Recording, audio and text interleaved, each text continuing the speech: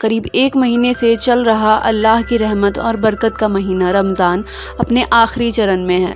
अब लोगों को चाँद दिखने का इंतज़ार है। चाँद दिखने के साथ ही इस बार का रमज़ान ईद के साथ पूरा हो जाएगा, क्योंकि ईद चाँद दिखने के आधार पर होती है। ऐसे में लोगों के मन में इसे लेकर कई सवाल हैं। क्या भारत में ईद अरब देशों के एक दिन के बाद होगी या फिर साथ में? ऐसे कई सवाल हैं जिनके जवाब लोग जानना चाहते हैं। चलिए करते हैं इसी पर बात।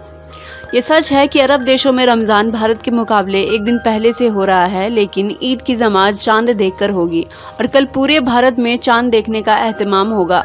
और अगर चांद दिखता है तो सोमवार को ईद हो सकती है। यानी इसका सीधा मतलब ये है कि ज़रूरी नहीं है कि अरब देशों के एक दिन बाद ही भारत में ईद हो, लेकिन अक्सर ऐसा देखा जाता है कि अरब देशों के एक दिन बाद ही भारत में ईद होती है। यानी अब ये स्पष्ट है कि भारत में ईद सोमवार को भी हो सकती है, लेकिन ज़्यादा संभावना मंगलवार की है। ईद कब होगी इसका ऐलान आज शाम को इफ्तार के बाद किया जाएगा। रमज़ान का महीना 29 या 30 दिन का होता है। अगर ईद सोमवार को होगी तो भारत में रमज़ान का महीना 29 दिन का होगा, और अगर ईद मंगलवार को होती है तो भारत में रमज़ान का महीना 30 दिनों का होगा। अरब देशों में इस बार रमज़ान का महीना 30 दिनों का होगा। इस्लाम धर्म में मान्यता है कि रमज़ान में रहमत के दरवाजे खुल जाते हैं। इस महीने में की जाने वाली इबादतों का सवाब कई गुना बढ़ जाता है। रमज़ान के महीनों को 10-10 दिन करके 3 हिस्सों में बांटते हैं और इसे अशरा कहते हैं। पहले अशरे में माना जाता है कि अल्लाह रहमत करते हैं। कहा जाता है कि दूसरे अशरे में गुनाहों की माफ़ी होती है, यानी मगफिरत की जाती है, जबकि तीसरा अशरा जहन्नम की आग से खुद को बचाने के लिए होता है।